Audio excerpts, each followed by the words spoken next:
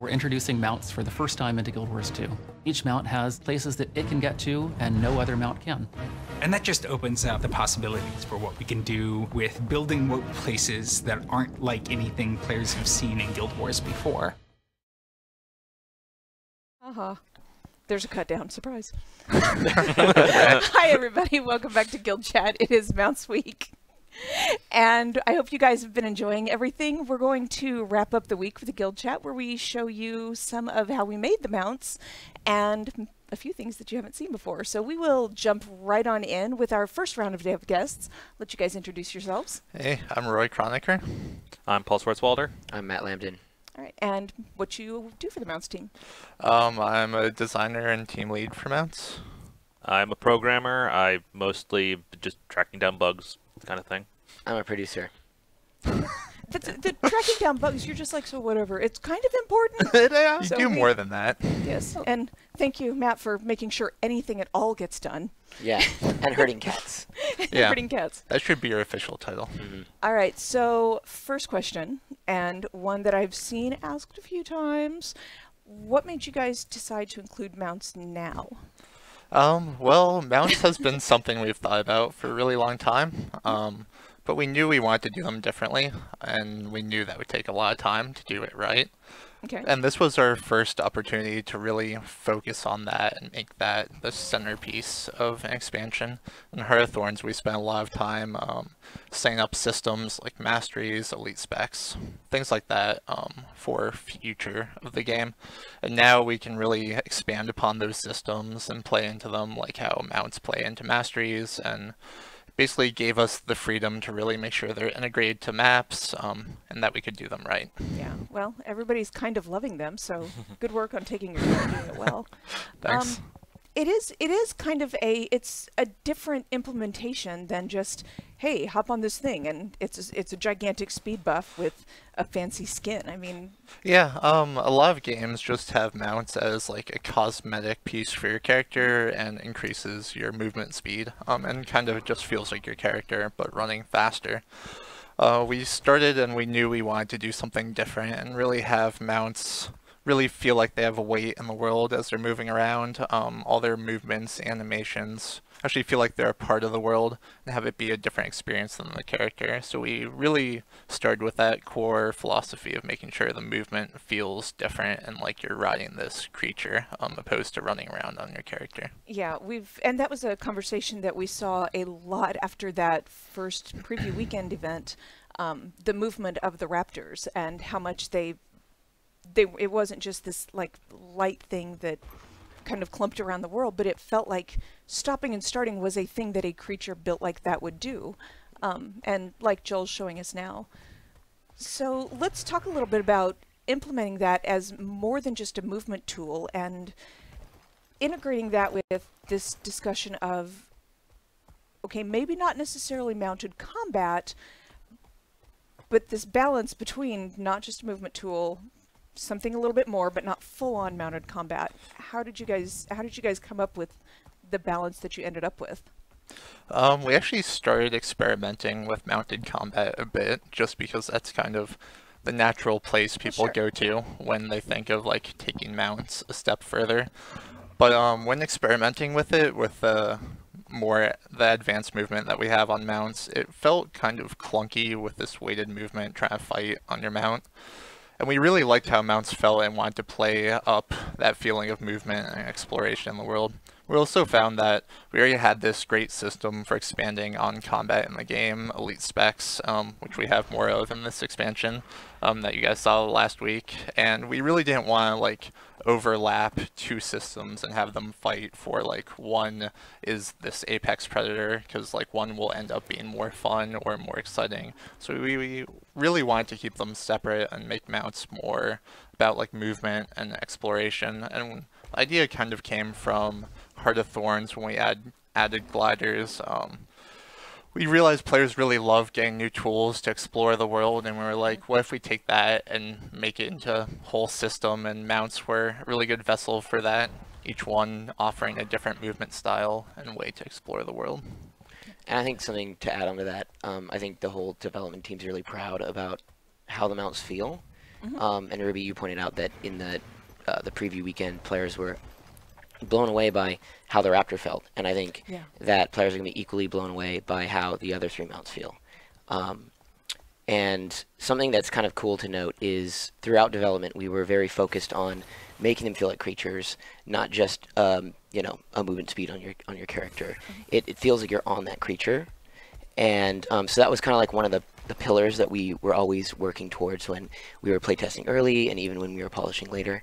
And to have that as kind of like what we were working towards, but not really like a player-facing thing that everyone knew about or was looking for, and having them kind of like echo that and hear that from players and go, oh my gosh, like I think we really succeeded at this, because they're saying that that's how it feels, you know. Yeah, how gratifying was that? Yeah, it felt really good. Yeah, a lot of work, which you guys will hear about later from some of our programmers too. A lot of our work, a lot of work went into like the movement system and a lot of subtle things that might not be super apparent to you while you're riding on the mount, but we did a ton of subtle things to really add up to the whole experience, and we just really wanted mounts to feel good while you're running around exploring the world.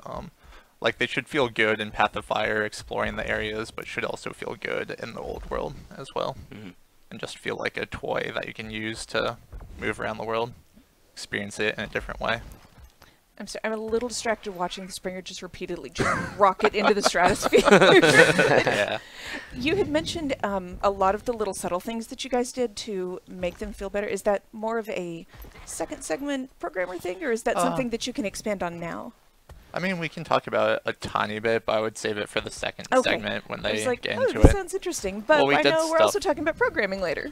Yeah, like just at a high level, like we have a new movement system, new camera system, a lot of things like client-side actions, which we'll all get into later. But New all those animation really, system, stuff like that. animation system, we all did a lot of things that really culminated to what mounts are, as you guys see them today.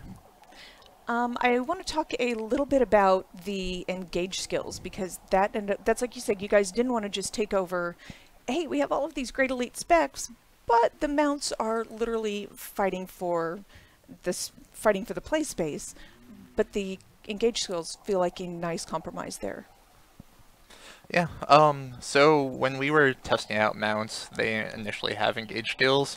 We found it a little bit clunky, the fact that like you'd run up to a fight on the mount and just have to dismount, then run up and start fighting, and we're like, that's not really a smooth experience to like transition from being mounted. Hold on a second, let me to get off my player raptor. combat. Yeah, it was kind of like abrupt, it feels like a break in pacing. So we tried out using engage skills, which are a way for the mount to jump into combat, deal damage, set you up for combat in the player. Like for the Raptor, you get an upgrade that pulls in enemies to itself when you engage onto them. So it kind of pulls in enemies and sets you up for player combat and dismounts you at the same time. So it's a way to put yourself at an advantage going into a fight and cleanly transition so that you can just start fighting immediately. And that's that tail sweep on the Raptor, right? Yeah. Okay. Yeah, each one has a different one. They're pretty cool. Do we talk about the other ones? Yeah. Yeah, I thought we were. We can probably show off some of them. Like the bunny especially is real good. I think we're gonna run through all of them here in a little bit, but do you want to give a hint on one of the other ones? Yeah, like for the Springer, it basically jumps up into the air and does this cannonball kind of move and lands and knocks everything down with its upgrade. You'll see it here shortly. You can actually use it after using the engage skill and jump to go even further up into the sky, like you guys just saw. We tried to like find things like that that added to the experience. Like originally, you could just use the engage skill by itself, but then it came up, I think, in a playtest. It'd be cool if you could use it after you use the movement ability and are already really high in the air. So we're like, sure, let's see how it feels, and everyone loved it, and then it stuck. Well, yeah, look at it. So that's kind of your mount progression there. It's part of the mount progression, yes? Yeah. Is there engage skills? Yeah, so with progression, we have masteries. When you unlock a mount, you unlock its associated mastery line with it. And it allows you access to upgrading the mount in all sorts of different ways. We kind of focus on what the mount can already do and add on to it. Like in the demo experience, you guys tried the Raptor, and it only could jump like 800 distance, which is not the craziest thing, but when you upgrade it, it actually goes twice as far, up to 1600 distance. Which feels way better. Way further It's than really far. most players have experienced. And we kind of kept that same kind of thought process for the other mounts as well, like Springer jumps up twice as high, stuff like that. Please understand I wasn't complaining about 800. 800 was pretty great too. Yeah, well that's a good sign, because in the demo everyone even loved it in its current version, and we're all here like having played it like for so long, we're like, it doesn't feel that amazing to us because we're so used to these like even crazier versions that are upgraded, playing with them so much. So real excited to see everyone try out the super crazy versions of them. Mm-hmm. So you guys, and we've all experienced how to pick up your Raptor mount. Is that kind of how we're going to do the other ones? We did the Renown Heart. Yeah, so all the I'm mounts looking will at be... you guys like, I hope you know, because... Well, I know. Go ahead, Matt, if you want, or Paul. Paul, Go I'm for going it, to pick on Paul. Go for it. Most of them are most of them are from vendors that you pick them up, but I'm pretty sure you've got to do a thing to unlock them. I've not done it yet myself for anything except for the Raptor, so... Yeah. So we have mount camps, which are basically special renown hearts in the world. You guys saw the first one in the first story instance. That's kind of a way to set up how you acquire them and tutorialize mounts a bit, and we follow that same pattern in the open world. So you'll like go to these special renown hearts and be able to try out the mount, use its movement ability, get some experience with it, and then as you progress and complete the heart, you'll get the option to unlock it for yourself at the end. That was one of the things that I had noticed, and it was just something that kind of happened organically as I was playing around and completing that heart to get my Raptor mount when we were all playing during the preview weekend, was that, yeah, I could make it a lot more difficult and make it take longer by just going through and doing the same thing in this one tiny space over and over, or I could go around the way it's intended and go up and down these stairs and make these jumps and progress a little bit faster and also actually get better at using this thing. Mm-hmm. And it was really clever the way you guys made this. You had all of these little constructs and these ramps and bridges and broken out places. Mm-hmm. Yeah. That kind of forced us to learn, okay, wow, I don't completely suck at this thing anymore. Right, like we didn't want someone to pick up this mount and then have no idea how to use it.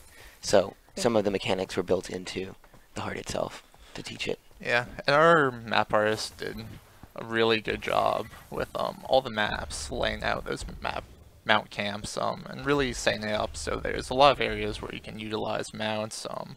There's even a lot of subtle places across the maps where like there might be a broken bridge that you have to slightly run around, but you can jump over on the Raptor. We tried to make a lot of areas that promote using mounts but don't really feel like a hassle to like run through, or like hard gates. We did a lot of like soft gatey kind of areas, so it's like you're slightly more efficient using mounts in an area, or maybe there's multiple ways to get it on other mounts, but there's usually one that's like slightly better for going over it. Yeah. Since we've kind of been looking at all of these different mounts over here and enjoying how much fun they are, I wanted to talk about how you guys decided what to use for mounts and the progression of what they look like, what they are. Where did you guys even begin? I'd say the beginning really started with well, first we were trying to figure out like what mounts are in Guild Wars 2, but once we decided to go with the movement ability exploration tool focus, we started really with like what types of terrain we wanted each mount to kind of overcome. Like we knew with one we wanted this horizontal leap, one with a vertical leap, one for like going over water and hazards in the world, like Skimmer, as you can see on the screen right now. Jackal does teleports and uses sand portals in the world to get to really cool areas, and actually has a lot of combination with the teleport as well. Yeah, I think the horizontal jump and vertical jump were the easy ones to come up with. Yeah. But there are a lot of vertical obstacles in Guild Wars, and there's quite a bit of water, so it seemed like a reasonable route to go. Yeah. Yep. And so, yeah, I think the obstacles, kind of the way that it would move and traverse the world, kind of dictated the creature more so than the other way around. Just because it was easier to kind of brainstorm what does this type of thing. Oh, a bunny, type creature might jump high. Yeah, we started with that. Then we kind of played off of the anatomy of the creature as well for like how it moves in the world. Like each mount has its own custom physics and like feel to moving about the world. And we really wanted to tie in like this mount should feel like how you'd expect it to move. Like the skimmer is floating above the ground, so feels like it should have a little bit more slidey movement built into it. Yeah. There's a creepy spider. There's actually a few. Yeah. Yeah, these are some of the early concept art for exploring different creature ideas for the different mounts. There's a few questions we can maybe cover. So Yeah, hit it. we were just looking at the bunny, the Springer, and one of the questions is, does it have less fall damage? Each mount has its own custom set of variables, let's say. So each mount's tolerance to fall damage is slightly different. Really? The Springer can basically take bigger jumps without taking damage. Like we want you to jump up with its movement ability and then crash down onto the ground and take damage. Like that'd feel bad. That's just mean. Yeah. Yeah, so we kind of tuned them for like what made sense for the creature. And the Springer's really good at jumping to high places, so actually one of its masteries is taking less fall damage and having more tolerance to falling from bigger heights. That's something that actually gets shared across all mounts at tier 4 of the mastery. Oh, sweet. Yeah. In the masteries we try and have like the first tier is some upgrade for the mount where, say, like Springer, where you take less fall damage. Then on the 4th tier, it actually gets the option to share that across all your other mounts. So it's kind of this matrix way of progressing so that even if you have your favorite mount, you'll still benefit from progressing all the mastery lines to max. Right, and it makes it pretty cool if you've found a favorite mount and you just play the heck out of that, and then you max it out. You can then take aspects of that mount to your other mounts, and vice versa. And then, I guess, because it is in the mastery system, it's pretty cool that you can train one mount specifically while you're getting experience, no matter what mount you decide to ride at that time. So it's just kind of... It's a little less restrictive. Right. Yeah. Yeah, and there's another question about motion sickness with some of the custom cameras. We do have new options for the camera to turn off some things like camera roll and a few other things, control blur a bit, and stuff like that. So we do have ways to toggle those on or off. We did a lot of work on the cameras to really just like push the experience of feeling what it's like mounted, but it's not for everyone. People have different tolerances to that stuff. Yeah. So you can toggle some of those off, and that should help with the motion sickness. Yeah. Okay. I remember when Roy was adding those, and they were obviously tuned way higher than they would be. Oh no, really? And it was pretty wild. I mean, it was very cool, right? Because when you'd run certain ways or whatever, you would see your camera affected or the screen effect, And it felt really cool, but it was very obvious. It was like, whoa, it's a bit much, It feels pretty cool if you're a person who doesn't get motion sickness from that sort of thing. Yeah. Well, it was even like rough for me since I was like setting up all the cameras for that. So I had to go through all the settings and like tone it down little by little and figure out what worked and didn't. Was it affecting you? Oh yeah, for sure. Really? For a while. Oh Yeah. no. Because we had like the cameras allow you to do whatever you want, like it's all custom variables. Yeah, so I had to find like a starting place and kind of just play around with everything until it felt good and didn't cause those feelings. Well, thank you for reining it in. And they're like, what, 5% or less of what you could have? Yeah. So Oh really? they're very low. Yeah. I'm kind of curious now, but I should probably just let well enough alone. Kind of let it go. You know, we were looking at the concept art earlier, and if we could go back to that and talk, because there's a lot there that we ended up not using, and I know The corgi mount at the top. Yeah. Oh man. Be a Yeah, that photo was top. one That's what, amazing. funny, goofy one. the corgi. Yeah. Yeah, okay, there was. Yeah, we don't actually have a corgi mount with an Asura on there, but Yeah. I do love that they're both looking at the camera, like, what are you gonna do? Yeah. But we did talk about one thing that you mentioned was visual clutter, and you had to bring down the size of the mounts. Yeah, I mean, we actually experimented with like a few larger mounts, and like what it would look like in the world. And even our current mounts were bigger in game at one point, but we had to be very cognizant of like how much visual space they were taking up in the world, because we wanted them to look cool and feel awesome, but we didn't want to create these like huge things that just like block your screen. Right. It's a So balance it's like- because you know you got potentially tens, if not 50 people on the screen at once at some world bosses, and people are gonna be mounting up, and you want that player experience to be super awesome for the individual. Like, I feel powerful, I feel awesome because I've got this awesome big creature. But Or just at the bank. You don't want to have like giant mounts blocking the bank for everyone. It's Yeah. Yeah, I mean, it's something we were worrying about like the whole time. I think we came to a good place where the mounts feel like they're like a good size in the world, but not too big. It still makes sense. Yeah, it was. How much? You said the skimmer was like a third bigger. Yeah, And I most just keep of trying these. to picture that, like, oh my god. they used to be like way bigger. Yeah, The most of skimmer's these already mounts pretty big. were at least like 30% bigger at one point, and then we pulled them back in.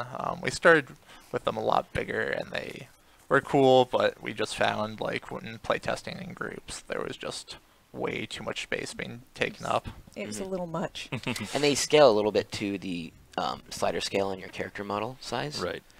Okay. So a slight amount. Yeah, it's to have some variance in size in the world, so you just don't have all these skimmers or raptors that look exactly the same.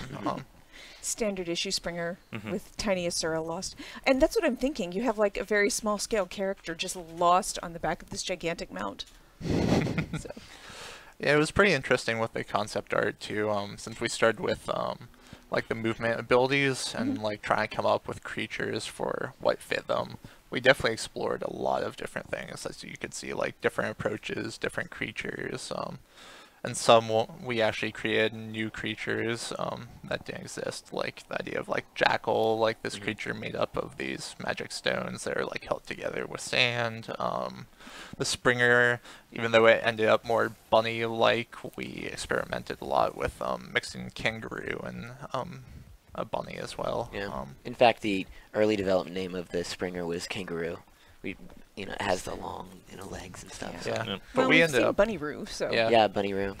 People liked the cuteness of the mount. It was something we kind of went back and forth on, but a lot of the other mounts were more serious, and we wanted to provide like a good variety of like different personalities and different types of mounts that would appeal to different people.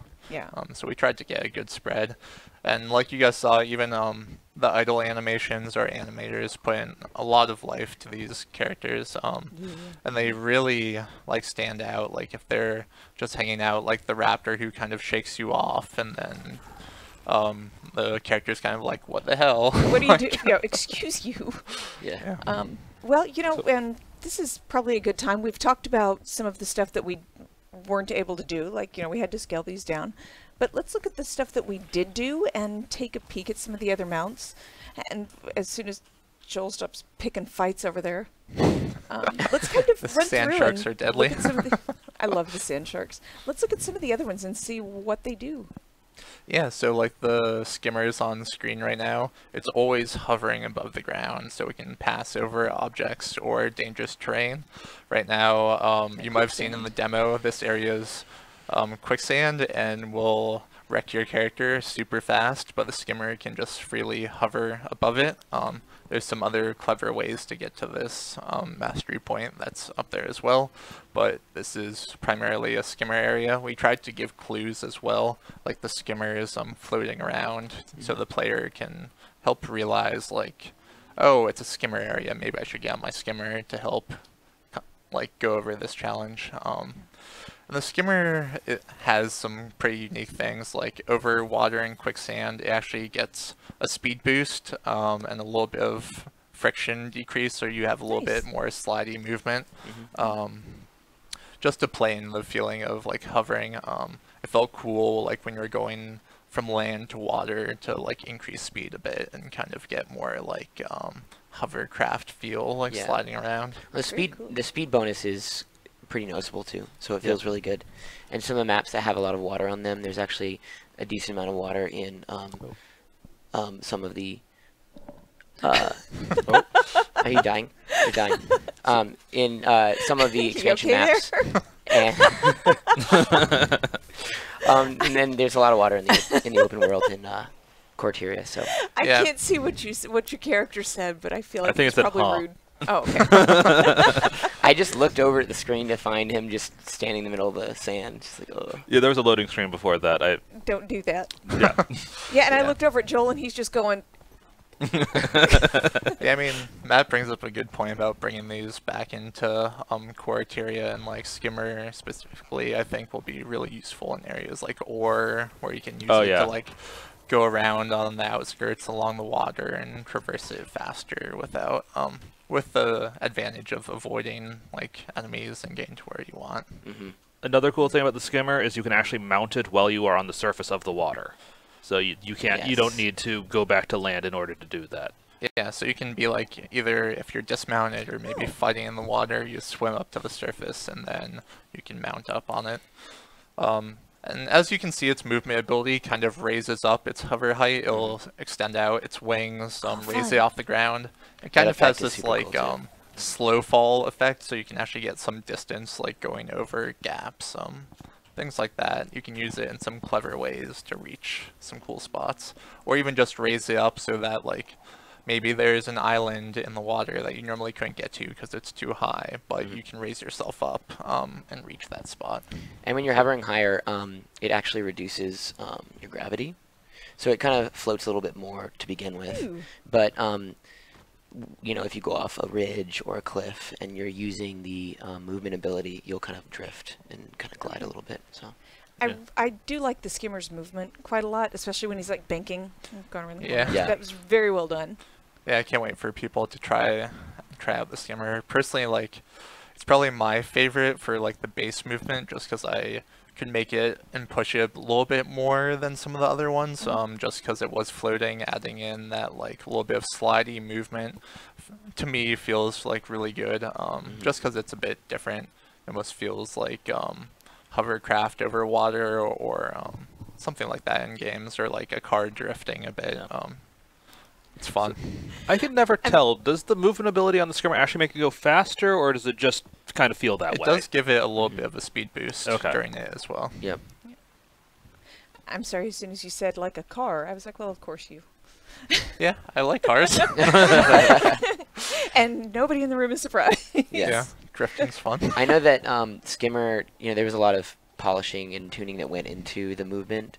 So, you know, as we were going through development and nailing down the visuals and just all the aspects of the mount, we were always looking at how did it feel when it moved, and was it too slidey, or was it, you know, slidey enough when it was moving around? That was definitely one of the kind of points of contention when we were playtesting. It's like, that now it's too much, now it's too little, and Yeah, we spent a lot of time just really tweaking and iterating on all the movements for all the mounts, just to a point where it feels good. Like Matt was saying, like there's definitely a time where it was too slidey.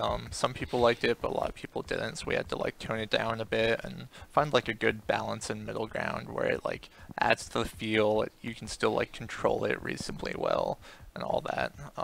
That kind of goes along for all of mounts. Mounts have changed a lot over the course of development, and it really shows that like we would try stuff out, find stuff that worked, follow that, find stuff that didn't work, and kind of like just drop that.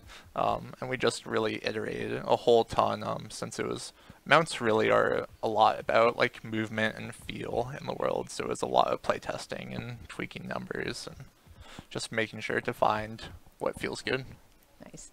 Well, let's look at the Jackal. since he's right there. Yeah. Yeah, this one seems to be a lot of people's favorites. Which I'm very The happy teleport about. wolf. Yeah, teleport wolf. Are you happy about it? Yeah, yeah. The jackal was actually the last one to kind of come together. We were really trying to find a movement ability that would, you know, slot in with the other ones. Would be fun to play and useful. So the jackal was a labor of love on a lot of people's parts, especially concept art. We went back to them a few times. Yeah. This was actually, I think, the only creature that we started with the actual creature first before the movement, because Really? they came up with like the concept art of the jackal, and we're like, that's too awesome to not do. Exactly. So we had to figure out like something that worked, and then we kind of came up with the idea of like, since it's made out of sand, it can like dissipate and blink forward. And then it also has this ability to go through sand portals. Unfortunately, we can't really show you because it's outside the demo area that we showed, but they're really cool. They carry your momentum as you jump into them, so you can blink into them, like be moving fast, and you'll be shooting out the next portal at that same speed. And we can place them at all sorts of angles, so there's really, really clever jumping puzzles the map artists have made that utilize both the portals and the blink. Like, you'll go through one portal, get dropped out in the sky, and have to blink forward to the next platform, stuff like that. Yeah, we don't want to spoil the maps, but he does really cool things. Yeah, and we always thought he looked really cool, so we were hoping that players would like it. And there's just overwhelming love for this mount. Everyone's saying, "Oh, my favorite one's that one," and they haven't played it yet. So Yeah. I think they're gonna be very pleased with it. So Yeah.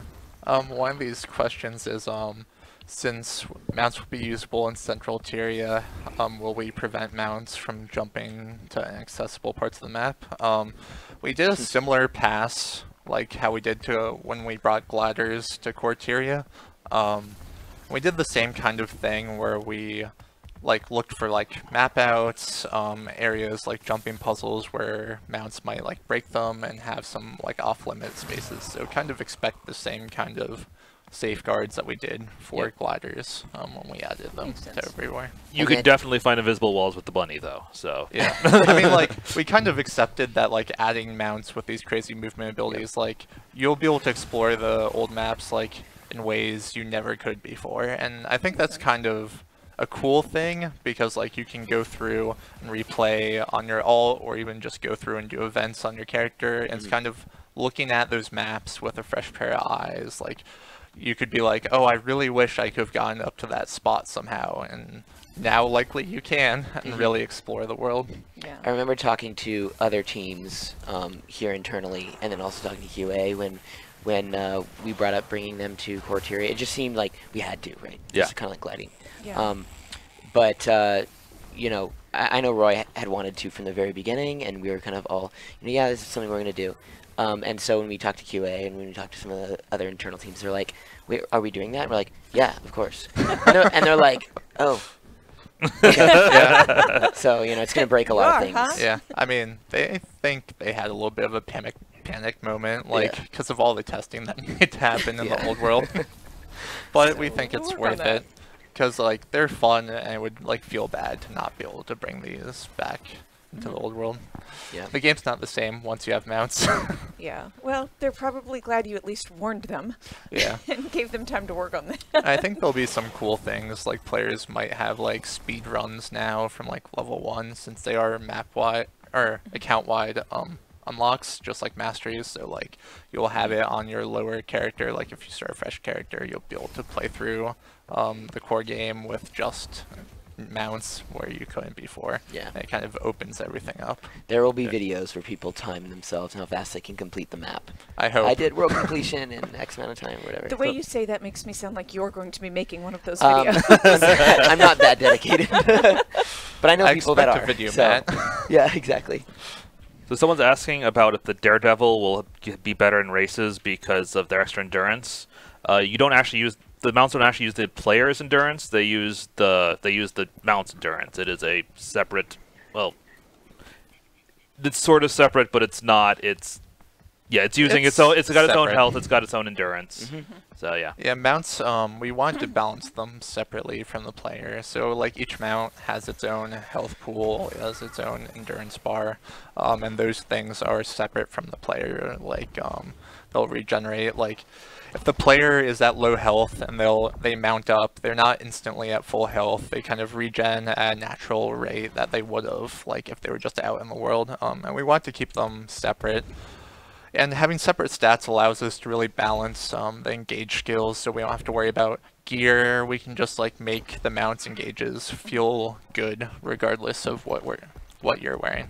It's a good question though, because trying to find ways to combine your player skills with the mount skills is a natural thing to do. So Yeah. Right. Yeah, for I'm sure. glad you caught that. Yeah, we just wanted it to feel like a different experience while you were on your mount, so just making it have its own stats, health bar, and all that really played into it. We didn't want there to be a confusion, like, am I still the player or am I on the mount? We wanted it to really be like, while you're mounted, the experience is all about, like, that mount interacting in the world. And that kind of ties back into the question you asked earlier about having combat not on mounts so that they wouldn't compete with elite specs or just the natural play of the game. Guild Wars 2 obviously has amazing combat, and we don't want to detract from that. We want to make a separate experience, like what I was saying. So, you know, we also, by making them separate from your player stats and this and that, it wouldn't give anyone an inherent advantage, and it would also make everyone feel that they had something to go to that felt, you know, it felt great, you know. Yeah, that was still good for them. Let's take a look at this Springer real quick. Engage skill Lord. from Wow. super high up. The blowout, too. Wow, that could not have been timed better. And this is my character smashing down onto his face on the ground. I like how he bounced, too, you know. Yeah. That was fantastic. Yeah, they're real fun, interesting ways to jump into combat. And all of what you're seeing now is, since we have them unlocked, the upgrade versions of the movement abilities. So, like, the Raptor or Bunny, like, that's their max height that they can jump. And Springer can jump up really high. I believe it's around 1,200 distance vertically that it can jump up. So you can get to some really crazy areas. Yay. That's fantastic. So that's his progression, is that he can jump higher? Yeah. He gets, the first tier is basically more tolerance to fall damage. The second tier is you now knock down enemies with your engage skill. The third tier is you jump twice as high. And the fourth tier is sharing the reduced fall damage to the other mounts. And that reminds me, so something that's kind of cool is the mounts kind of have a bit of synergy with their engage skills. So even though we kind of distilled combat into just the engage skill, the Raptor with its tail swipe pulls enemies in, and this Springer knocks them down. So you can have your friend pull them all in, and then you can jump in with a cannonball and knock them all down. Yeah, like they it. make very interesting combos. They're really good for setting up combat. There's a question about being able to dismount midair. That's something we actually don't allow you to do because We it definitely would, thought about it. we thought about it, yeah, it's come up a lot, but unfortunately it would break a lot of things in the world because you could use Springer to jump up really high and then start gliding, things like that. And we just didn't really want to like open up even more areas. Like, we're breaking the world enough, like, with areas that you can explore with mounts, and adding these crazy movement abilities that kind of like pushes it up like another tier. And when that kind of came up, we already had done our huge pass over the whole world, and we would have to definitely do another huge pass opening that up as well. Yeah. You know, since we're talking about breaking things, I had been talking to Paul about some of the stuff that, the fact that this wasn't just implemented completely flawlessly and everything was beautiful and smooth, and I'm scared if I keep on, I'm going to make you stop laughing and start crying. Yeah, But it was a Paul- challenge. It was a challenge. I love how optimistic you are. It were challenges that we overcame. But Paul had been telling me about some of the various bugs that came in as you like. A player was, I had to write a couple of them down, like player would mount up and suddenly your portrait instead of your character, hey, now I'm a raptor. Oh yeah, it was if someone selected if you selected another player and they were mounted, you would see like the bunny face, and it was Which is a feature. Should have probably kept it. You guys need to talk then, because I think he fixed it. yes, I did. Yeah, we might need to undo that one. And mounted players with break bars showing everywhere. Yes. And yeah, that was. Yeah, there's a lot of interesting things. Yeah. A lot of the tech, which we'll get into in the second segment, there's a lot of challenges because of all the new systems that we had to put into the game, and just how those interact with the current ones that we have, and all the like switching between player state and mounted state, which I know Paul worked on a lot of bugs for that stuff. Yeah. Yeah, there's a lot of weird shit. I'm sorry, weird stuff that can happen. Well, that's never happened on this show before. That's brand new. Carry on. Yeah, I know. You also worked on like dies too. Yeah. Yes. It's something we wanted to add to the mounts because they're a big visual piece in the world, and we didn't want them to like clash with your different armor sets, and we really wanted you to be able to customize it a bit and like mount your own. Yeah. And fashion wars. So I don't know if you want to talk about that a little bit, but I'm gonna make him. So Okay. no, that was one of the most fun customizable parts of it, because we have such a huge die system. Yeah. And implementing that was great, but when you and I were talking about that, the thing was, it could have been a much more difficult and time-consuming process. Yeah. So you went in and smoothed that out all through the system. And Joel actually has that up because he's wonderful, so I'll let you talk through that. yeah. Okay. And we can show off some of the other mounts too, and like what their dies look like as well. Yeah. So the way we ended up setting the die panel up is you've got the you're pushing it off to the right, underneath the overlay there. There we Yeah, go. there we Thank go. you. It's like, no, come back. So that you got the mount and the equipment button both in die panel. It used to be that there was just like one mount slot down underneath where your glider is on the equipment side, but then you had to equip different mounts in order to die different mounts, and it was not good flow. Die one mount, then dismount, change your mount, Yep. go back into the die panel. Exactly. Yeah, and this was before we had the hotkeys to like go to a mount up a specific mount as well. So you had to change it in that panel. Yeah. In case you guys don't know, we have optional hotkeys to bind each specific mount, so you can kind of like switch even faster between them. So if you're riding Right. on the Raptor, you can dismount Raptor and immediately mount up like Springer or Skimmer, stuff like that. You can see Joel kind of going through and showing off the different dieable space on some of the other mounts, since you guys haven't seen it before.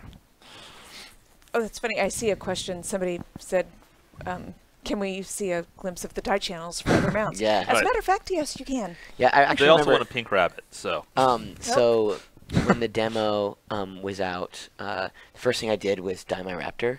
It's the first thing so many people did. Yeah. Yeah. So I got into Amnoon, and there were people asking me, "Hey, how do you get another, like a different colored Raptor and stuff?" How'd you get a blue Raptor? Yeah. Whoa. Exactly. And so I it's just like, hey, Did you Special tell them? dev powers. Okay. yeah, I know, but We weren't marking because devs, though, we the so- demo character, Yeah. so we couldn't have the dev tag and Yeah. stuff. So I got to just help people out and be like, oh, there's a toggle button in your die panel now. So Yeah, I think everybody appreciates you not just going around like dev mount.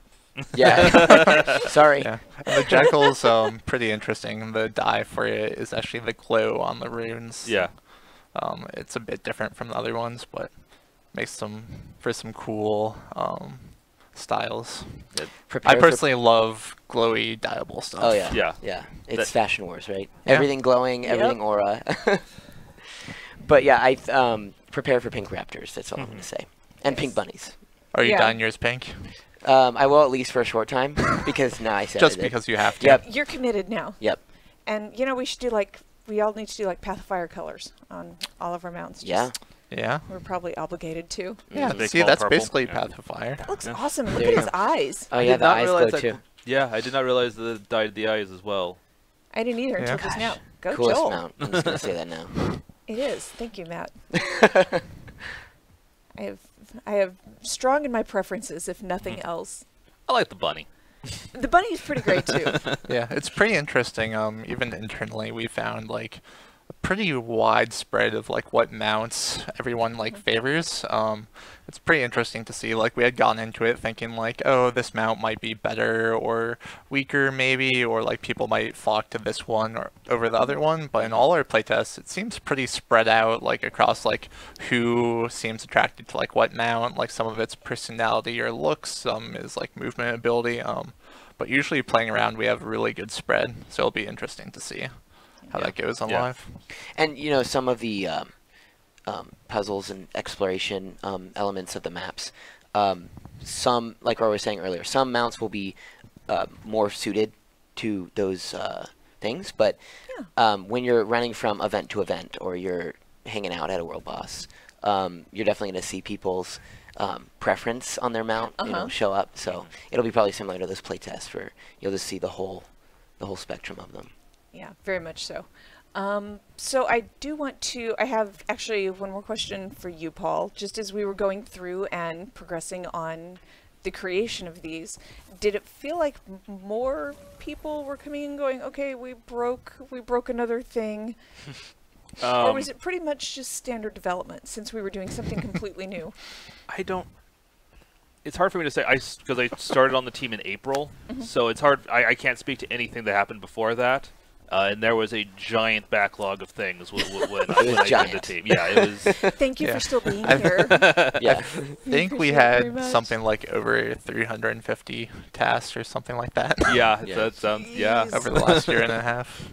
Right. It feels really good, though, to be in our tracking software. I'm going to nerd out as a producer. In the done column, it's just like, you're a good producer. ooh, all that stuff, and it's like, ah. Where it was scary for a long time. It was very scary. Yeah, Yep. and watching that done column get bigger and bigger and bigger, it's got to feel really good. Definitely. Yeah. Awesome.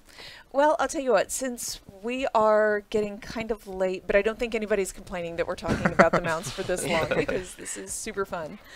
We do have a short video of work in progress mount development for you guys that I don't think any of us get tired of seeing, even though we've all watched it like 40 times. Yeah, it's just like a lot of bugs or funny things that happened while we were developing all the systems. Yeah, because it's not, the mount development system isn't necessarily all super serious and it doesn't all look dull and boring all the time. So we saved some of it for you guys. And when we come back, we're going to have 3 more of the people from our mount development team. Thank you guys. I'll let you get back to work and we will talk to the 3 of you in a few minutes. We'll be right back. Thanks, guys.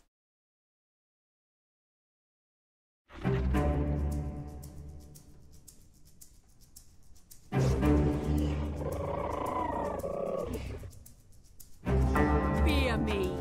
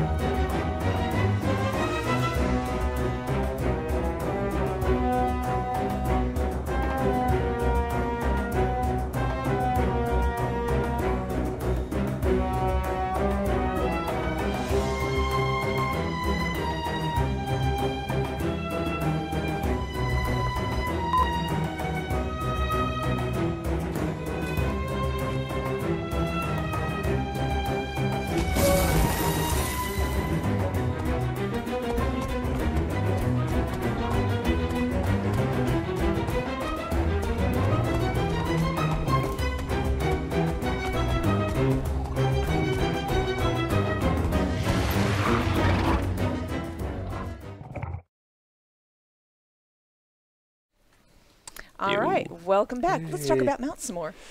Let's. All right, I will have you guys introduce yourselves and talk about what you did for the mounts team. So I'm Joel Helmick. I worked on basically Mounts. all of the programming parts. Literally Just everything. I have my fingers in all the things. Steve Studnicki, I'm also a programmer, did some of the motion stuff, did the Manta bounce especially, so super happy with that. James Murph, I'm QA on all mount stuff. Thank you. I'm sorry. Yeah, Both It's been of quite those a are journey, valid. I have to say. we have made James's life hell for the last It's, 10 months. oh man, it's interesting. Trying to put such a complicated system into our game has been quite the task. It Well- touches everything, It really does. literally Basically, everything. Well, let's talk about that.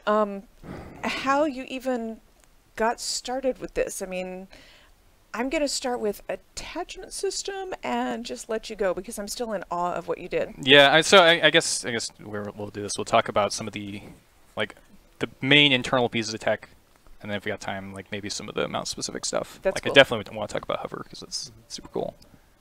So I guess sort of the first major key piece that I worked on was the ability to attach creatures together, which, as you saw, Maybe not so many creatures. maybe not that many, but that was definitely That was a proof of what the fantastic. system can do. And yeah, the gist of it is you need to take one creature, take another creature, staple them together, hand off control so that the player is now controlling the other character. And there's a lot more involved than just that, but those are the basics. If you want to add anything. You also have to keep track of who's stapled to who so that you don't lose that between, say, loading screens or that sort of thing. And then you have to make sure that, say, when something affects the rider, for instance, damage that happens from creature attack or whatever, it has to attack the mount now, so you have to keep track of the fact that the rider's mounted and you need to be doing the damage to this thing. We actually started on a system where the rider and the mount were two separate entities in the world. They had everything tracked separately, and we wound up going to a system where they became essentially just a single object, in large part for performance reasons, but mainly also for because perf, yeah. trying to keep track of having to do everything to both of them at the same time got pretty messy. Yeah, I mean, actually, we ran with having them as separate things, where the player just spawns a mount creature underneath them, and then they attach for at least a year. Yeah, dual agent mounts caused nightmare vortex of bugs. There were so many fun. problems with them. Really? So yeah. But I was saying a lot of the early development was done with two separate creatures stapled together. Yeah. And then you've also got to make sure that the positions match up and that the animations line up and all kinds of good stuff. So if you we've got a super basic version of things attaching together. If you want to roll the spider thing. Oh, the spider. And I know spider players are like, oh my gosh, spider mounts! So Spider mounts! literally You're welcome, players. stapled together. This is not at all what I would have pictured for a spider mount. Yeah, it's Spider mounts you. yeah. Spider's like, this is Soviet Russia. fine. Okay, so this is just the rudimentary Yeah, version it's of stapling super one basic. thing We to take another. a creature, we stick it on another, and now his collision and such is all attached. And obviously, that's not quite what we had in mind. Not exactly. So I mean, there's what There do was you a do to make brief it span better? where that was actually the ranger spec, though. You just got to staple creatures to your head and shoulders. That's horrifying. yeah, like Soul Beast originally. There's this thought of the creature's attached to you and attacks from your back and stuff like that. And I like did to go not- on we did not record end up as, there. Please don't ever staple a spider to me. the in Black any Widow way, in shape, or particular form. was quite special. Special is a word that Special you is could definitely use. a word that could be used to describe this. Yes. Why do I have way too many shows where I bring a dev on here, and something happens with spiders and horror. Spiders are great. It's Okay. interesting how polarizing spiders are specifically, in that you have this one group that absolutely adores them, and this other group, not quite equal in size, but pretty surprisingly close, that's like, oh god, no, please. It's just a lot of legs happening, and Such a it's visceral more, reaction. Yeah. Like yeah, it really is. like you just look at it, Spiders. and even if you're like, oh man, I like spiders, like whatever, they're helpful, they kill flies and everything. You just look at it, you're like, oh my god. And they are They've they got are very legs and helpful. fangs I just need them to help over here. So this ends the spider tangent That, part that, of the that's show. that's the spiders. Okay, so anyway, yeah, that was spider mount. basic example, things attaching. It's not really showing the handoff of control that I had to get working. So for a long time, early on in development, I was using various creatures as, like I used a moose at one point. It's like, okay, well, can I take control of some other creature, run around with them, use its skills? And it settled on using something you'll see very shortly, as for a lot of my early development stuff. I think players will enjoy this one. Yes, and this is it because Hello. you could. Oh, Hello. this one, yes. I remember this. Yeah. This was what you used to work on this because you could. Yeah, I mean, if you can pick anything, Be a dragon. yeah, might as well. This is actually recreated. I used to have old footage that was this, and it all got lost in some hard drive disaster. But pretend this is old. Please understand, no, we do not have a legendary wyvern mount. I thought we did. I'm so disappointed. I'm a little sad that I feel the need to clarify that. Yeah, the poor bandit there. I love the one bandit going, a little help. Help. I will say my favorite part of Wyvern Mount was testing in Queensdale, and right by the castle there's a couple of fields, and there's this one kid in the field, and I would always swoop in on my wyvern, and the kid would be like, "I'm gonna get you, chicken!" Like, you have no idea what a chicken looks like, do you? Have you ever seen a chicken? I mean, I get that in our game they get kind of big when you pick them up, but that Wyverns. is, Yeah. if you're going to test this system, that is the way to do it. I am impressed. Bread and style. So anyway, but yeah, so that was demonstrating a handoff of control between the guy who attached and then the thing you're attached to. But as Stephen was saying, for performance reasons and just general bug issues, we eventually ended up with a system where we have a single creature, but he has two models, and so we like create this model underneath him, and there's like boop, and so there's a raptor underneath you. It looks like you've got two creatures together, but it's really just one. Speaking lies, developers. But that's what we do. But you had to try the multi-creature thing. Yeah, well, we wanted to do that we wanted to make sure that worked, if in case we ever had a use case for it later, and it was the first thing that worked. So you've got the multi-creature, or you've got the attachment system pretty much down, and then the movement system. This is a whole different system. This isn't like part of the attachment system, right? Right. So I want to make sure we cover that. Yeah. So the movement system is we basically had to rebuild, add on to this whole new system for how do we move these mounts? How do we make them like slide around and have weight to their motion? Give them time to accelerate, have slow returns. So we had to build a whole new system for that. And we're like, okay, well, while we're here, we might as well make it more parameterized, more data-driven, easier for designers to go in and mess with later and say, like, yeah, I actually want to nudge these values around a lot, rather than have to go into code and futz with values. Yeah, player movement turns out has a lot of magic numbers associated with it. And a lot of just little magic pieces of code that will mess with those numbers in ways that you can never quite anticipate. So when we set up Mount, we basically had to, like Joel was saying, build a system that was entirely distinct from that to put all of the control of these movement parameters under design control rather than under the control of some programmer 5 years ago on a Friday evening who had to get it working. Yeah, okay. And so... so they're going, thank you. Yeah, that's yeah. I think that was... well, you want to go first? Oh, I was going to say, I'm fairly sure we would not have been able to do mounts if we had tried to put it into the player movement system. It would have just caused too many problems. It would not look good. Yeah, it would not have looked good. Part of doing this kind of development, right, is figuring out when you can take old stuff and kind of like spruce it up and then push it back out. But in this case, we had to do almost everything just like from scratch, like camera, movement, all this stuff. Yeah. I think movement was the first first programming task that got worked on. I think it was before I was on the team even. I think so. I think so. I think that was Darren's stuff. Darren's baby, yeah. You can see giant stack of movement parameters. This is the kind of control that we wound up putting in the hands of designers. Yeah, so every line there is a number that they can tune independently. Yeah, and Roy has spent so much time tuning all of these individual numbers. And the numbers too, and also they can affect one another. So like I took a screenshot of like here's an example set of this parameter modifies this parameter in this way. If that so for non-programmers, one, I think? No, not that one. Manta one. That's like the line right there. You go. And so like this is just an example of the manta rays or the skimmers basic movement. We all know it was what you're gonna talking happen. about. It was We gonna all know happen. what you're talking about. It's okay. So like, he's got this one parameter, and then like, well, based on the other parameter, this is how I should scale it between some min and max. So just give an idea of like, this is a very small subset of all the stuff. And these are all just like basic movement things that you would expect in just any sort of movement profile stuff, like friction and velocity and like rotational velocity. Like it's just a full movement model that we can then do really cool things with, because the player movement does not have nearly that level of like granularity for designers. Yeah, but there's just so much going on with the mount movement that there's a lot more data happening under there. Yeah.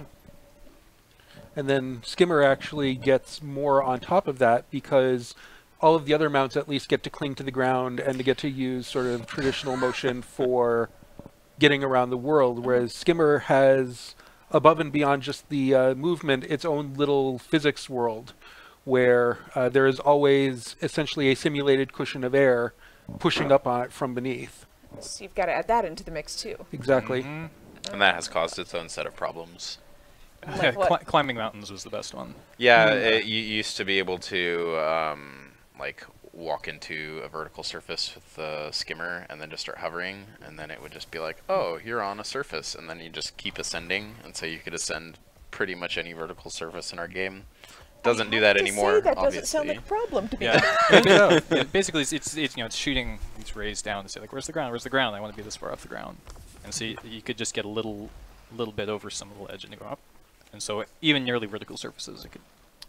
All right, I climb guess right you had to fix it. So yeah, Exactly, we no, kind of unfortunately. did. Getting anywhere in the world on Skimmer, while I adore it personally, probably not best for the game. Okay, that's fair. Do you guys want to? Do you have more stuff on the movement system, or do you want to move on and talk about the animation system a little bit? I guess nothing specific on movement. There's some mount specific things we could talk about, but they also tie into. There were some questions about like the individual movement things that I saw, like Jackal. How do you target the Jackal dash? So yeah, well, that also kind of ties into scripting, which we'll get into in a bit. But since we're on the Jackal, sure, let's talk about Jackal. Want to hop on the Jackal? So the Jackal does a thing where he always aims in camera direction. And so that's just that is how you aim it. You can jump and then do a 180 and then teleport immediately back to where you came from. You have to be really fast though. It's really like. I feel like Roy's done this a couple times. Gravity rules us all. Yeah, alas. Although when you fire Except it, for the the gravity skimmer. turns off. Except like, for the it's skimmer. cheats. Also, like secretly, that's not actually teleport. It's not actually teleport wolf. I'm sorry. He just goes really fast. Oh, you're revealing all our Fastest- secrets. I mean, I'm a developer. So So what you're saying is the wolf moves faster than the eye can see, Basically. and that's somehow less cool. right? Yeah. Well, No, Ghost it's- really fast wolf doesn't sound as cool as Yeah. teleport wolf. So. And this kind of there's some like camera tricks too, where the camera sits there and doesn't move, pretends as though it's like, oh, Joel, you just ruining it. nonsense. No, this makes it cooler. No. It was. But it looks. But the end effect is, Teleport wolf. and he teleports. Yeah.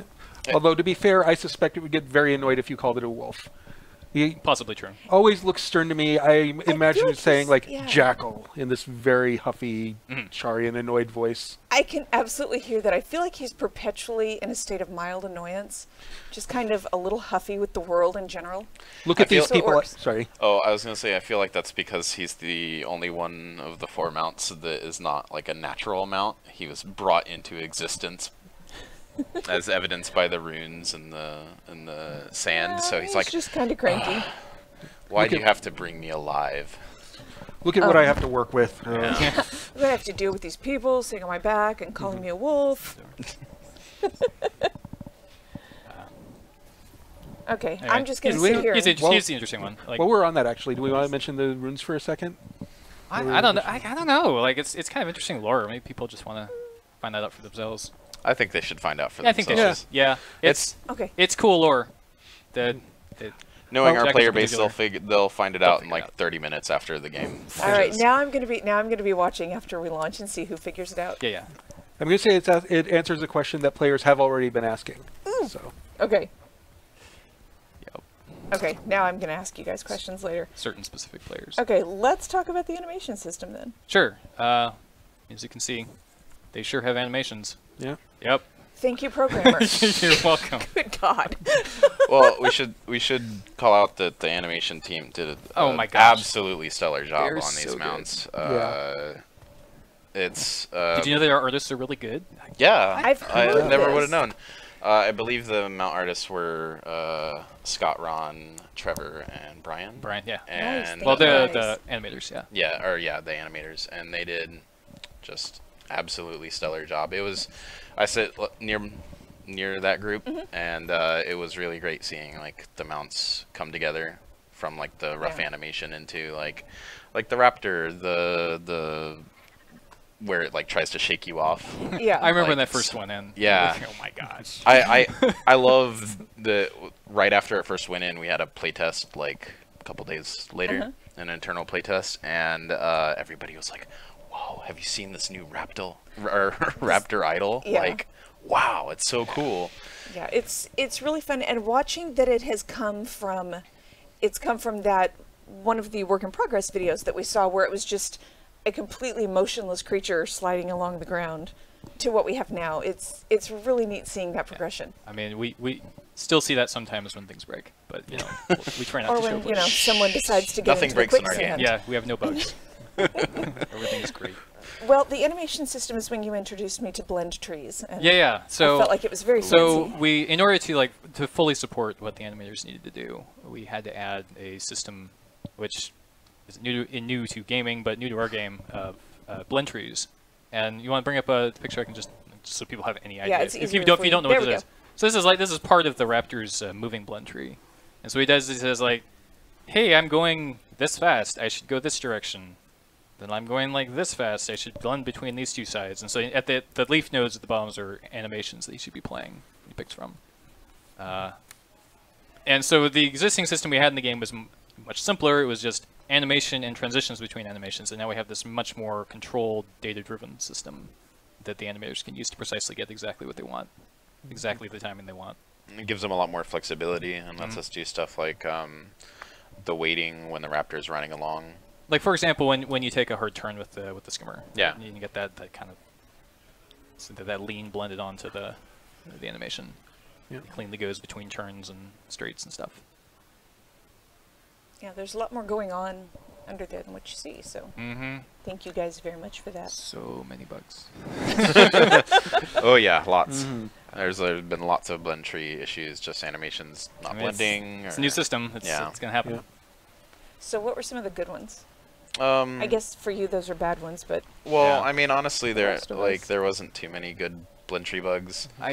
Not taking it off when you got off of your mount leads to some occasionally interesting yes. things. Oh yes, yeah, that was. It's still happening. We'd have like animations playing on the wrong sorts of things. Yeah.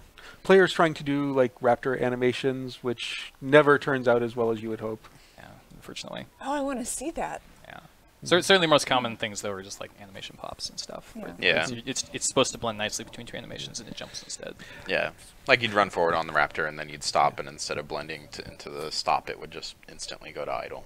Joel has in particular been dealing with a lot of little pops in the blend trees, and I've watched him just go Zapruder film style on like, if you watch it this frame right here, it twitches by 5 pixels. He's making everybody in the pod come over and watch. I mean, I've watched too many Wooden Potatoes videos. In Just frame by fairness- frame, he's taught me. In fairness, that is how QA also handles looking at those mounts. That's why So you guys are good at what you do. yeah, so Down and hopefully to the we left. will have Lots- caught all of them. Takes a lot of patience is the takeaway. Not for the Yeah, faint of heart. I really admire you guys for working through all of these tiny little things to make us get what we've got here. Do you want to talk about how having some of this stuff client side? Yeah. I think the client-side scripting stuff is I cannot Pretty cool. tell if this is like traumatic laughter half the time or It's yes. You're just so Always, answer is tired. always yes. it's yes, and also the client server interactions on mounts have led to some really funny bugs. super good. Yeah. Like yay, we went to hear them. so I think my favorite, which is one that Joel found. Actually, do you want to talk about the Quaternion bug? I'll let you take it. Okay, talking a so lot. there was a thing As long where as somebody talks about it. if you had like high latency in... oh, yeah, right, okay. Yeah, if you had high latency and you were just like, did a movement skill, your mount would just start freaking out, just like all over the place. Seriously? Yeah, it would just, because there was something going on with the quaternion rotations. That one is actually, when your frame rate got low enough, yeah, it would overshoot and then try to correct and go round and round and round. Oh, no. So its angular velocity would just blow out. It was really funny. Nobody has video of this? It's actually Alas. less visually impressive than you'd think. You're just kind of this blur of twitching, yeah, spinning. One of those you got to be there kind of things. You spin so fast you can't even barely tell like that you're spinning. Yeah, it just looks. It's one of those cartoons where you see like the head peek out for a moment, and then you see an arm over here. And there's like the big fight cloud. Okay. Yeah. Yeah. All right, I like First that. rule of Fight Cloud. So yeah, but if you want to talk about the client-side scripting and stuff, so if you notice when you use abilities and things on the mounts, doesn't appear to be any latency at all. It's not like we've magically gotten rid of lag. It's totally there, but we're hiding it. Same way that normal motion is all done sort of client-side and reported up, and the server validates it. And we're doing the same thing now with these, like when you hover, for example, and the client is just saying, okay, I'm going to run this stuff locally, and then tells the server about it, and the server does it too. But we wanted something that wasn't just super hard-coded. When you push spacebar on the skimmer, it does this thing. We wanted a more customizable script system, like what we did with the animations, like what we did with the motion. And so we, Brandon who did this first? I think it was Brandon who spearheaded it. Yeah, he, it's like, you know what we need? We need like a full scripting system that runs on the client and then mirrors itself on the server. And so internally we called them content functions because we couldn't think of a good name. But that one works. It works. It's good enough. Programmer talk. Basically. So we have like an example screenshot of like, here's what a stack of content functions looks like. So I think it's the Raptor Engage skill. Got that. This guy. Yay. Oh, words. But yeah, it's just like it just runs through. Here are all the things I do. Here's some conditions like, oh, if this is true, do this other thing. But it's a good indication of how much is going on. And the Raptor Engage skill is actually pretty interesting because it's or all the Engage skills really, because they're a blend of these content function things, these client-side scripts, and traditional skills. Because you can't deal damage from a client-side script, so you still have to ask the server, hey, I need you to run this skill that does damage. So it'll do all the other stuff, all the motion and everything, and then at a certain point it says, I need you to fire damage here. Yeah. We trust the players with walking around the world, most things, but we don't trust the players to not tell us that they just did 20,000 damage to, that champion there. Would you? So yeah, turns out. Sorry. Yeah, there have been some. I don't want to say hilarious here because my life for the last couple of months has been trying to make sure that the client and the server stay in sync on these things. Turns out that whenever you build a programming language, people will program in it. And the moment that we added branches to this, for instance, is my raptor on the ground? If I can only do my engage skill while the raptor's on the ground, the client and the server might actually disagree for a few moments about whether your raptor is in fact on the ground. And for a long time, they were doing different things because they just decided to take different branches at that one if statement. And the worst being like the client would run it and the server wouldn't. It was just would not run it at all. And then you end up with some totally divergent state. With one side's dismounted, and the other side's not, for example. We ended up with funny some and terrible fun visual bugs too. Like you'd be on the jackal and you do it blink forward, and it would look normal to you. You'd be like, oh, I did my blink. And somebody nearby would just see you blink in place, and then the raptor would just tween forward to where it's supposed to be. So. Okay, generally things we don't want to happen. Basically. Yeah. But it's funny to see in development, right? Online games. Yeah. And actually, there's a question on chat that I would love to tackle right now. Sure. Go for it. Are there any tips on mount-related things we should test during the stress test? These sort of disagreements between server and client, we think are one of the things that's actually causing a lot of the server issues that we hit during the PvE weekend. So basically, my suggestion would be just try to do things at unusual times. Try and engage, the moment that you also try and do a jump with the raptor. Or when you land. Try and do a jump and engage on land. Try and, engage just as you're getting on your raptor. Try to use a movement skill once you've been knocked off by an enemy. Exactly. A ton of the bugs, and not just in this, in any system, bugs in systems tend to come from corner cases where players just get into a state that you're not expecting, or actions happen at a time that you're just not expecting it to happen, and so weird edge cases. exactly. Yep. And so to the extent we can generate those, that'd be the best thing for the stress test, I think. Awesome. That was a good question. Well, is there anything else on the system that you guys want to tackle? I mean, we could talk for hours about Yeah. things. Yeah. But, as far as high level, I think we've hit most of the big points. Okay. Because talking about the stress test, it's coming up in 40 minutes, you guys. Soon. Yeah. I'm we excited- know. It's okay, it's okay, Yeah. it's okay. I'm excited to see the deluge of player supported or player submitted reports. Yeah, I just looked at the clock and I was like, oh, it's getting kind of late, Excitement and is one then word fine. for that. caused Steven to look terrified. It's- Yeah. Sorry. It's the QA paradox, right? You hate bugs because that means that there's a bug, but also you love them because it's your job. Because Yeah. you need to Well, smash and them. also, it's so much better to find it now Exactly. than, say, September Yeah. 22nd. So Yeah, I do not want bugs on. I don't want bugs on Mount September 22nd. yeah. I That- mean, I'm sure there will be because it's impossible to make any piece Nice of vote of software. confidence Like, there. Thanks. oh, not because of y'all. Because he's not I'm superhuman. so sorry. Oh no, Turns out. they'll be my fault. Don't worry. But it's impossible to predict every single edge case, right? Mm-hmm. Like the reason why we're doing the stress test is because we can't predict everything that's going to happen. So like when stuff is robust internally, we have to go, okay, well now we're playing through it and we're not really seeing anything that major, and it's Yeah. mostly like little minor edge cases. Now it's time to go give it to like tens of thousands of people and have them completely destroy everything and tell us that what's wrong, right? Yeah. Yeah. More eyes are better than less. Yes. So we need your guys' eyes. Stress test does start in about 40 minutes, and you'll want to log in, create a new demo character, and find all kinds of bugs for you guys to play with. Please. Yes. Yes, please. We want them now and not later on. Yeah. It does start at 2 p.m. Pacific. So good luck, you guys. Thank you. You guys have fun. Keep in mind, stress test. Stress test means that performance issues might be a thing. Please don't be shocked and appalled when it happens. Yeah. This one is not to show off how pretty the world is, although the world is still really It is pretty. still Yeah. beautiful, Yeah.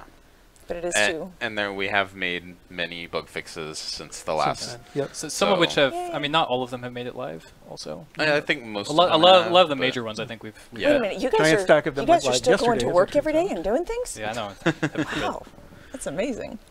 All right, well, I'm going to do, I've got 2 more things, and then we'll get ready for this stress test. You always look you just look like you're plotting things when you do that. We are getting ready for Pathfire's launch in 3 weeks here at ArenaNet, and God. I know we've been talking about this over the past couple of weeks. We Love Fine, who has the Guild Wars 2 merch store, has been getting ready for Path of Fire like we are. We've been showing you some stuff on Guild Chat. We've been sharing new things in their Guild Wars 2 store as they add them, and they have a new thing today, which is the Raptor Mount t-shirt, which I kind of love. Isn't that awesome? I thought you guys might like that. They all look so happy. So good. This has just been in We Love Fine store for a couple of hours, and we are working on adding more. Hopefully those will be in soon, but right now this one's got a t-shirt and I believe a pullover sweatshirt. So, yeah, How those fast are did they deliver? I have not placed my order yet, so A few weeks. I'm not sure. Well, that's a shame. In my, I don't know. in Ask my Matt. He's experience. over there in a Path of Fire t-shirt. Oh, that is true. Matt got his. And also, week. our if you're going to PAX West, our audio panel Behind the Sound of Video Games is tomorrow at PAX West in the Hydra Theater at 2:30 Pacific time. If you can't attend, we're live streaming it here on the official Guild Wars 2 Twitch channel. So you Super can cool. watch I it in was at person. the preview for that yesterday. It's amazing. Oh, did you get to go? I did. It was fantastic. They Yeah, have they've the been best rehearsing. job. It's just the best job. I love Good like jobs. talking to them about all the different things they do. Like, Yeah, they are so much fun, and they just get to play with weird toys all day long. And That's- what sound does this thing make? I mean, in the mounts video, they showed off Oh my making gosh, the that was manta. amazing. Yeah. Oh, the burble. Yeah. Yeah, that's a really good, really great sound effect and really creative way to Yeah. come So up they're with going to be that. doing that live tomorrow at their PAX panel. Be there if you can. If you can't, watch it here on our Guild Wars 2 Twitch channel. Otherwise, we will see you next week for the last pre-Path of Fire Guild Chat. Thank you guys. Thank you all for coming and spending part of your workday here.